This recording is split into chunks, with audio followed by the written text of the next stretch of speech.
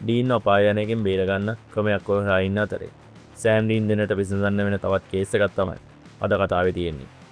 ඔයාලා පොඩි කාලේ ගොඩක් කතන්දර පොත් කියවලා තියෙනවා නම් මේ කතාව තේරුම් ගන්න ඔයාලට ඒක පාසුවක් වෙයි. අද කතාව පටන් ගන්නෙ නිව්යෝක් වල එක නගරයක ගෙවල් හදලා විකුණන සහෝදරයන් තුන්දෙනෙක්ගේ.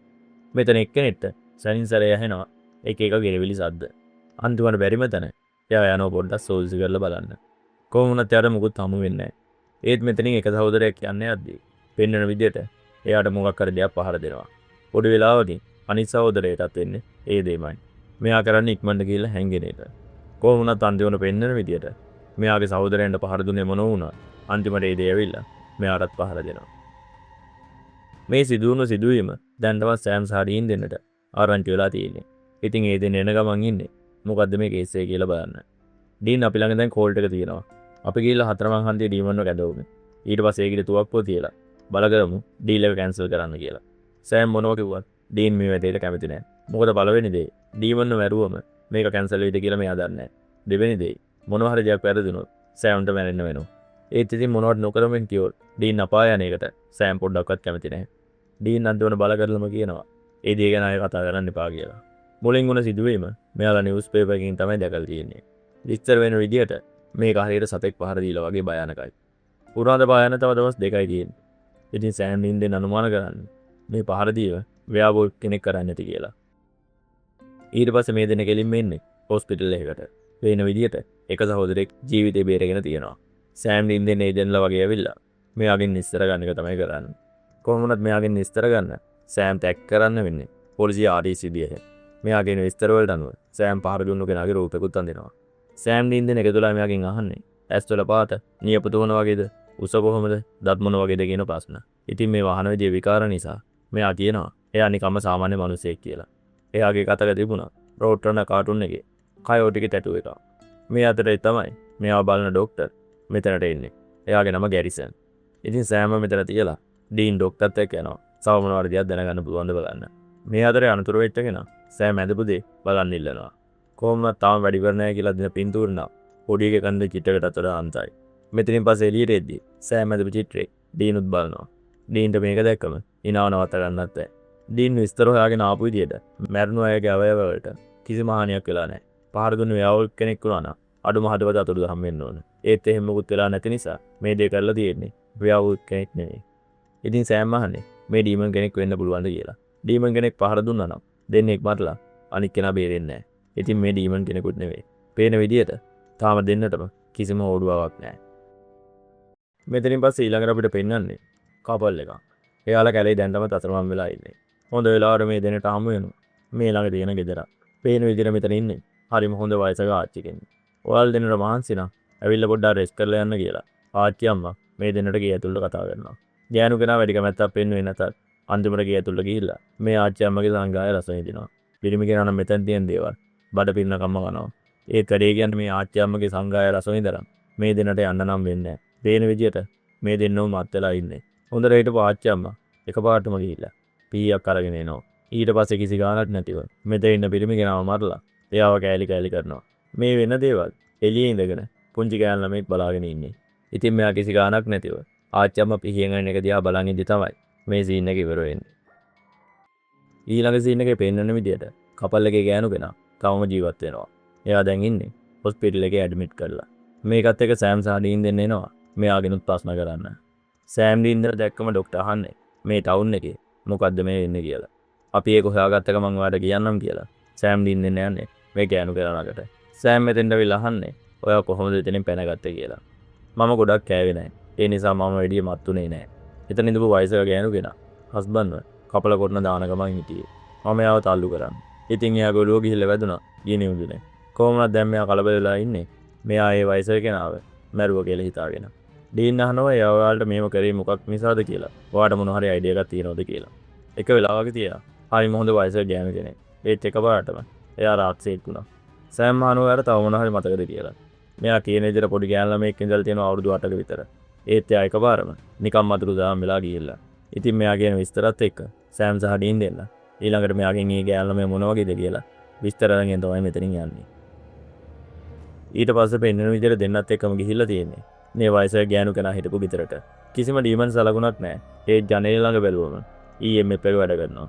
ඒ කියන්නේ අනිවාර්යෙන් මෙතන හොල්මනක් ඉඳලා තියෙනවා. ඉතින් ඩීන්ට හිතා ගන්න බෑ. පොල්මනක් ඇයි අපරාධයක් කරන දිහා බලන් ඉදී කියලා. බේන විදියට සෑම්ට තීරයක් තියෙනවා. ඩීන් මම හිතලා බැලුවා සුරංගනා කතාව ගැන. කැලේ අතරමං වෙන ගෑනු කෙනෙක් සහ පියුම් කෙනෙක් මරාගෙන කන හදන වයසක ගෑනු කෙනෙක් ඉන්න කතාව. Hansel and Gretel. ගෙයක් හදන්න යන සහෝදරයන් තුන්දෙනෙක්. භයානක උරුකෙට්ට අහු වෙන එක. පුංචි උරු පැට තුන්දෙනාගේ කතන්දරේ. සෑම් මම හිතාගෙන හිටියේ ඒ හැම කතාවකම තියෙන්නේ සතුටුදායක අවසානයක් කියලා. නෑ නෑ ඩීන්. ග්‍රීන් බ්‍රදර්ස් ලියපු ඔරිජිනල් කතාවල තිබුණේ සම්පූර්ණයෙන්ම භයානක දේවල්. ඒ කාලයක් ගත වෙද්දි ඩිස්නි ඒ කතන්දර අරගෙන සුරංගනා කතා හැදුවා. ඉතින් මේ දේවල් එක දැන් ඩීන්ට තියෙන ප්‍රශ්නේ තමයි කොහොමද අමුතු ඔල්මන් කෙල්ලෙක් මේකට සම්බන්ධ වුනේ කියලා. මෙතනින් පස්සේ ඩීන් ගිහලා විස්තර හොයනවා. ගෑනු කෙනා විස්තර කරා වගේ පුංචි ගෑනු ළමෙක් මේ නගරේ අතුරුදහන් වෙලා තියෙනවද කියලා. ඒත් ඒ වගේ එකගේ ඉසයක්වත් හමු වෙන්නේ නැහැ. මේ එක සෑම් තියෙනවා 1930 ඉඳලා තියෙනවා. ලිලියම් බේලි කියලා ගෑනු කෙනෙක්. එයා කියලා තියෙනවා එක වෙලාවකදී එයාගේ සිතුවිලි සහ ක්‍රියාකාරකම් සම්පූර්ණයෙන්ම ආත්මයක් විසින් පාලනය කරා කියලා. ඔයා හිතන්නේ මේ පොඩි ළමයා කරන්නේ ඒක කියලාද? එකපාරම ආච්චම්මේට පිස්සුව දොලා මිනිස්සු මරණ එක. මේ වැවිදගෙන යති. පාටින්දල මෙයා ගෙම්බෙකුත් හම් වෙනවා. සෑම් මොන සුරංගනා කතාව තිබුණා. මොනෝ විදියකින්වත් මම නම් මේ ගෙම්බව කිස් කරන්නේ නැහැ. මේ එක සෑම් ඈතින් තියෙන ගෙදරක එළියෙන් තියලා තියෙන වට්ටක ගෙඩියක් පෙන්නනවා. ඩීන් අහනවා හැලොවින් වලට ළඟයිද කියලා. නෑ ඩී. ඔයාට සින්ඩ්‍රෙල්ලෝ මතකද? පේන විදියට සෑම් ගොඩක් සුරංගනා කතා කියවලා තියෙන්නේ. කොහොමවත් මේ දේ එක දෙන්නත් එක්ක එනවා මේ ගෙදර පරීක්ෂා කරන්න. ඒ ඇතුලෙන් එන උදව් ඉල්ලන සද්ද නිසා දෙන්නත් එක්ක එතෙන්ට ගිහලා බලනකොට තමයි පේන්නේ. ගෑනු ළමෙක්ව කිචන් එකේ මාජු දාලා තියෙනවා. මෙයා කියන්නේ මගේ කුඩම්මට පිස්සු වැදිලා. එයා මට කෑ ගහලා මට පහර දීලා මාව මෙතන බැඳලා දැම්මා කියලා. මේ එක තමයි ඇතින් ඩීන්ට පේන්නේ. පුංචි ගෑනු ළමයි මේ වෙන දේ බලාගෙන ඉන්නවා. ඉතින් ඩීන් කරන්නේ මෙයාගේ පස්සෙන් යන එක. මෙයා ගියේ ඇතුලේ තෙන්චෙන්ට ගිහිල්ලා එක තැනක නතර වෙලා ඩීන් ඉස්සරහම අතුරු දහන්නලා යනවා. ඉතින් ඩීන් තේරුම් ගන්නවා මේ තමයි කලින් ගෑනු කෙනා කියපු පුංචි ළමයාගේ ආත්මය. කොහොමවත් මෙයා අතුරු දහන් වුණ තැන තිබිලා ඩීන්ට හමු වෙන්නේ ඇපල් ගෙඩිය. ඊට පස්සේ මේක අරන් ඇවිල්ලා සෑම්ට දීලා සෑම්ගෙන් අහනවා මොන හරි කතාවක් මතක් වුණාද කියලා. ඉතින් මම හිතන්නේ ස්නෝ වයිට්. මමත් ඒක නම් දන්නවා. වැඩි හිටියන්ට පමණයි වර්ෂන් එක. මේ විදිහට ඩීන් නම් කියන්නේ වෙනවම කතාවක්. ස්නෝ වයිට් එක තියා කුඩම්ම කෙනෙක්. එයා හැදුවේ වසදා බතල් ගෙඩියක් දීලා ස්නෝ වයිට්ව මරන්න. ඒ ඇපල් ගෙඩියෙන් එයාව මැරෙන්නේ නැහැ. හැබැයි මැරුණා වගේම ලොකු නින්දකට වැටෙනවා. ඉතින් දැන් දෙන්නත් එක හිතන්නේ මේ හොල්මන් කරන්නේ මැරුණු ගෑනු ළමෙක් නෙවෙයි. කොහොම මේක ඉන්න ගෑනු ළමෙක් වෙන්න ඕනි කියලා.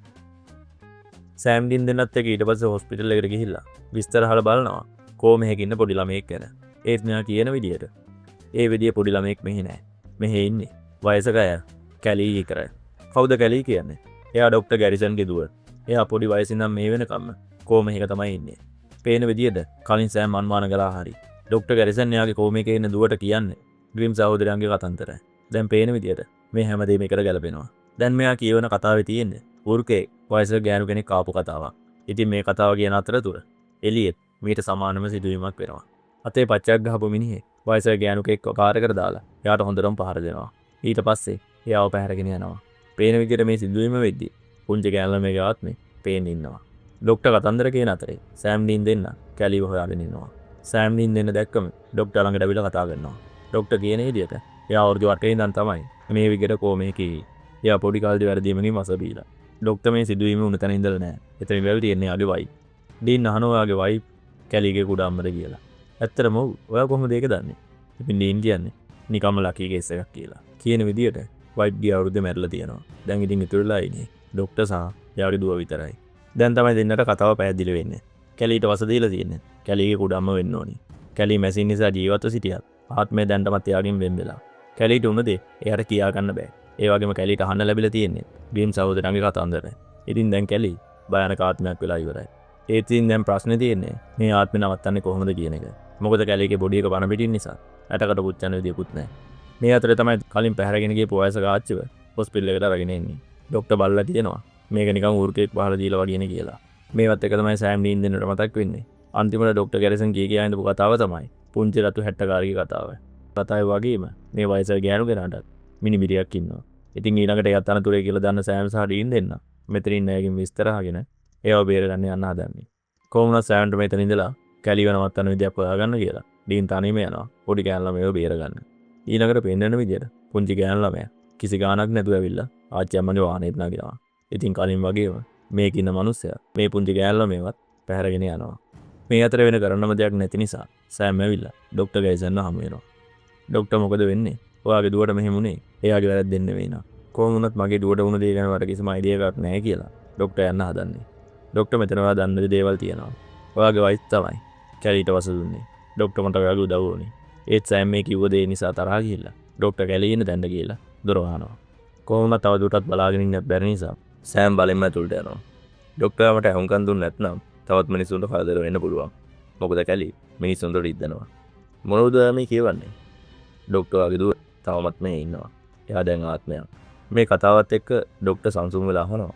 ඒ කියන්නේ ලත්යාව දැක්ක නේද කියලා. මේ අතරේ ඩීන් කලින් පහර ගෑමට ලකුණු වයසක ආච්චිය ගෙදරට ගිහිල්ලා බහැරගෙන ආපු පොඩි ළමයම හොයා ගන්නවා. හැබැයි පොඩි වෙලාවක පිස්සුවෙදෙන මිනිස්සු ඇවිල්ලා ඩීන්ටත් පහර දෙන්න ගන්නවා. මේ අතරේ ඩොක්ටර් කියන විදිහට එයා කීපවතාවක්ම රැට එයාගේ දුව පොඩි කාලේ ඉඳපු විදිහට දැකලා තියෙනවා. හැබැයි එයා හිතලා තියෙන්නේ ඒ හීනයක් කියලා. සෑම්ගේ කතාවෙන් ඩොක්ටර් තේරුම් ගන්නවා මෙයා ලේජන්ඩ්ලා නෙවෙයි කියලා. ඔයා කොහොමද මගේ වයිෆ් ගැන දන්නේ? එයා කැලීට හුඟක් ආදරේ කරා. එයා ඒ වගේ දෙයක් කරන්නේ නැහැ. ඩොක්ටර් මම අහන්න. ඒක අපිට කිව්වේ කැලී. කවුරුවත් එයාට හුඟක් දෙන්නේ නැති නිසා එයා දැන් අතරමං වෙලා හොඳටම තරහින් ඉන්නේ. ඒ නිසා කරුණා කරලා ඔයා ආගේ දුවට හුඟක් දෙන්න ඕනේ. මේ අතරේ ඩීන් තවමත් ගුටි කන දිහා පැත්තකින් ඉඳගෙන කැලීගේ ආත්මය බලාගෙන ඉන්නේ. පේන විදිහට එයා ඒකෙන් සතුටු වෙනවා. මේ ෆයිට් එක අතරේදී කැලීට ඇහෙනවා තාත්තගේ කටහඬ. මේ විදිහට ඩොක්ටර් කැලී එකව කතා කරන ගමන් ඉන්නේ. කැලී එක ඇත්තද? අම්මද වැඩ මෙහෙම කරේ. ඉතින් පොඩි වෙලාවයි ඩීන් ඉන්න තැනින් මෙයා අතුරුදහන් වෙලා ඩොක්ටර් ඉන්න තැනට එනවා. කැලී ඔළුව මල්ලා කියනවා ඩොක්ටර් අහපු දේ ඇත්ත කියලා. මේ ගැවම ඩොක්ටර්ට හොඳටම දුකයි. කැලී මට සමා වෙන්න. ඒත් තමයි කිසිුන්ට රිද්දන එක නතර කරන්න ඕනේ. මම හිතන්නේ බටවට යන්න දෙන වෙලාව හරි. ඩොක්ටර් එහෙම කියලා කැලීගේ නල්ලට ආදුවක් දෙනවා. ඉතින් ඒ එක්කම කැලී මේ ලෝකෙන් සමු ගන්නවා. මේ අතරේ ඩීන් පිස්සුවදුණු මිනිස්සුන්ට හොඳටම පහර දීලා යව මරන්න හදන්නේ. ඉතින් මරන්න ඕන වෙන්නේ තියලා තමයි මේ මිනිස්සුන්ට හොඳ සිහිය එන්නේ. පේන විදිහට මේ මිනිස්සයාට මෙතෙන් ලාපු දේවල් මෙයා කරන දේවල් ගැනවත් කිසිම අයිඩියා එකක් නැහැ. ඉතින් පේන විදිහට මේ එක මෙතන දුවන ප්‍රශ්නේ විසඳලා යනවා. අන්තිමට දෙන්නත් එක්ක ඉන්නේ ඩොක්ටර් සමුදෙන්න. කැලී කියන්නේ මගේ ජීවිතේ හිටපු වැදගත්ම දේ. ඒත් මට ගොඩක් කලකට කලින් එයාට යන්න දෙන්න තිබුණේ. ඉතින් මෙහෙම කියලා ඩොක්ටර් මෙතන යන්න යනවා. සෑම් මෙයා හොඳ ඇඩ්වයිස් එකක් දුන්නේ. පේන විදිහට ඩීන් කියන්නේ එයාටත් යන්න දෙන්න කියලා. කොහොමද සෑම් මේ කතාව ඉන්නලා ඇස්තිලා නැහැ. එදා රෑ අපිට පෙන්වන විදිහට සෑම් බෑග් එකත් රෙඩි කරගෙන ඩීන් තොරෙන් එළියට යනවා. සෑම් ඇවිල්ලා තියෙන්නේ නිකම්ම ගමනක් නෙමෙයි. සෑම් ඇවිල්ලා තියෙන්නේ අතරමං හන්දියේ ඩීමන් කැඳවන්න. බොක්ස් එක වලට දාලා පොඩි වෙලාවයි. අතුපාරස් තියෙන ඩීමන් සෑම් ඉස්සරහට එනවා. කෝල්ඩ් එක දික් කරලා සෑම් කියන්නේ මම ආවෙ උඹට අවස්ථාවක් දෙන්න. ඔයා ඩීන්ගේ ඩීල් එක දැම්ම කඩන්න ඕනේ. එතකොට හැමෝටම සතුටින් ගෙදර යන්න පුළුවන්. එහෙම නැත්තම් උඹ හුස්ම ගන්න එක නතර වෙයි. සෑම් වලට ඇත්තටම මේ ඩීල් එක කඩන්න ඕනේ. හැමතිස්සම අයියට යටත් වෙලා දින්න ඕනේ. ඩීන් ගියොත් ඔයාට යාගේ නිදහස් වෙන්නත් පුළුවන්. විකාර කියන එක නවත්තලා මේ ඩීල් එක කඩන්න. ඕනම ඩීල් එකක් කඩන්න පුළුවන්. ඒත් සෑම් මේ ඩීල් එක කඩන්න බෑ. මම නිකන් අතරමැදියෙක් විතරයි. මටත් බොස් කෙනෙක් ඉන්නවා. එයාට තමයි කොන්ට්‍රැක්ට් එක අයිති. මට නෙමෙයි. සෑම් හිතන්නේ මෙයා මේ ගැන බොරු කියලා. ඔයාට ඕන නම් වෙඩි තියන්න. ඒ ඩීල් එක කැඩෙන්නේ නැහැ. වෙලාව ආවම ඩීන් ඔපායට ඇදගෙන ආවි. කාර්ද කොන්ට්‍රැක්ට් එක අයිති. කවුද වගේ බොස්? Sorry Sam. මට ඒක කියන්න බෑ. මේකෙන් බේරෙන්න ඔයාලට කිසිම විදියක් නැහැ. ඉතින් සෑම් පොඩි වෙලාවක් කල්පනා කරලා එකපාරටම මේ ඩීමන්ට වෙඩි තියලා දානවා. ඉතින් මැරලවන් ඩීමන් දිහා බලාගෙන ඉන්න සෑම්ගෙන් තමයි අද කතාව ඉවර වෙන්නේ. දැන් ඉතින් පේන විදියට මේ ඩීල් එක කඩන්න සෑම්ට මෙයාගේ බොස් හොයා ගන්නත් වෙනවා. ඉතින් අපි බලමු ඉස්සරහට සෑම් මොකද කරන්න කියලා. ගිහින් එන්න. සුබ දවසක් ඔයාලට.